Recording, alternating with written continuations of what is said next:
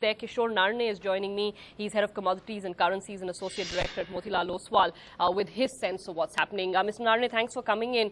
I'll get into the fundamentals later, but let's get to the technicals of the domestic trading side on gold. Where do prices stand right now? What is your take on how much further the fall could extend?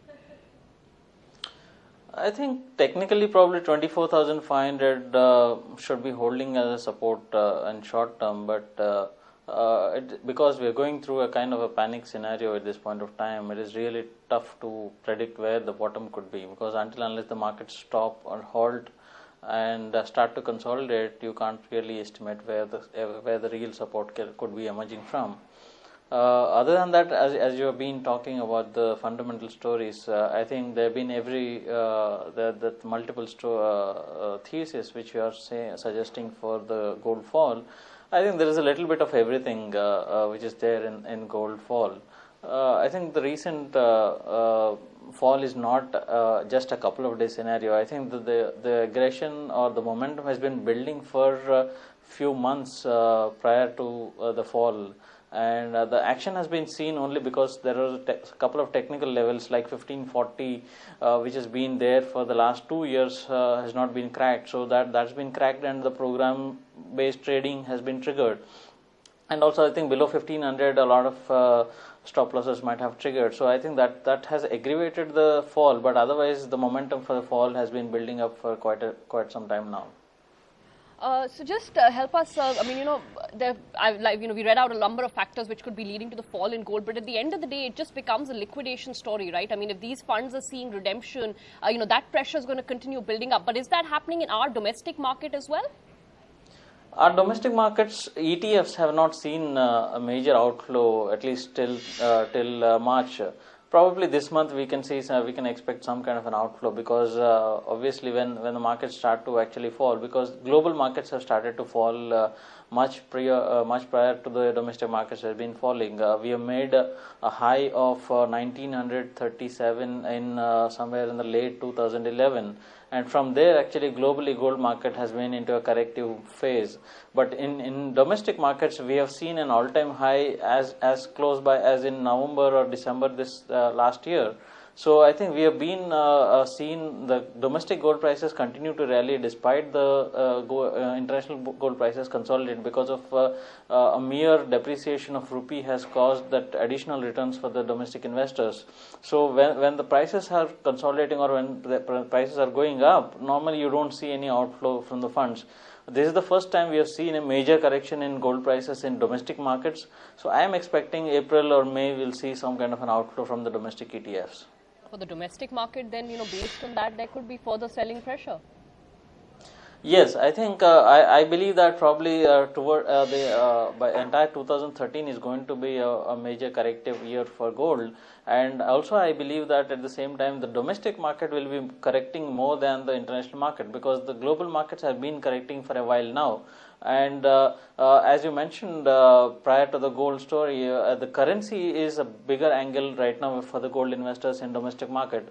I believe the story of currency depreciation, I've been a firm believer that currency cannot be depreciated at least beyond 2012. So I think 2013, 2014 are going to be an appreciative years for the domestic currency. And as the numbers suggest, I think the gold prices fall in global markets will really help us on containing our trade deficit. Also, as you mentioned, the crude prices, which have been below $100 on Brent, has a significant impact on our trade deficit number. So once this trade deficit number corrects on its own without any government efforts, the subsidy bill also will be reduced because the crude prices are coming down. So that also answers some of the fiscal deficit side. So the rupee continues to appreciate towards $50 rupees a dollar by probably December 2013. So in that case, the domestic gold prices should correct much more further than the international prices. So I am expecting somewhere close to 22,000, or if not better, where a long-term investor can rethink about gold rather than at this point of time.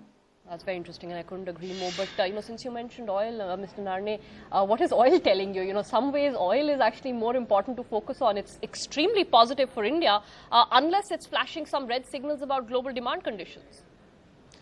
Yeah, global demand in industrial commodities, it's not only oil, it's also the base metals. The industrial metals are struggling because there is no end consumer demand. Oil to some extent is much better off because the demand doesn't come off very soon, because it's more of a consumer demand rather than the industry demand. So I think oil will be supporting around $82 to $81 on WTI, somewhere close to 93, 95 on Brent. I don't think it will be breaking that levels anytime soon, because beyond $80 on WTI, you get supply side problems. I think most of the marginal barrel production comes to around $75-80, which is somewhere it should be stopping it. So I think that will support crude at around $80 on WTI and around $95 to $96 on Brent. But other than that, the demand side fundamentals are not looking good, especially the Chinese numbers are really worrisome. But I think the green shoots in the largest consumer, that is still in US, is a pretty encouraging number for for the crude. So I'm expecting crude to remain in a $10 range for this year. Probably in the short term, probably you can see some more pressure, but anywhere close to $82 on WTI will be a good buy for crude. Okay, so just a quick last word on some of the other commodities, silver, copper. In case anybody is trading in those, what are you recommending for strategies there? Silver, being a high beta commodity, it's not really an industrial commodity. It's a precious metals with a high beta to gold. So I think as we are expecting further fall in gold, obviously it also means we are expecting a further fall in silver as well. I think again a medium to long term investor can look at silver somewhere close to 38,000 as a good buy. But in short term, yes, even today we can sell targets close to 45,200 on domestic markets. For copper and other base metals, the rally has ended now. I think the inventory pressure on copper is a significant inventory pressure. LME inventories are at a decade high. Shanghai inventories are at a decade high. The premiums are very high. That indicates there is no demand in the physical markets. So one can continue to sell it for short-term targets of 388 and a medium-term target somewhere close to 380 or even below that.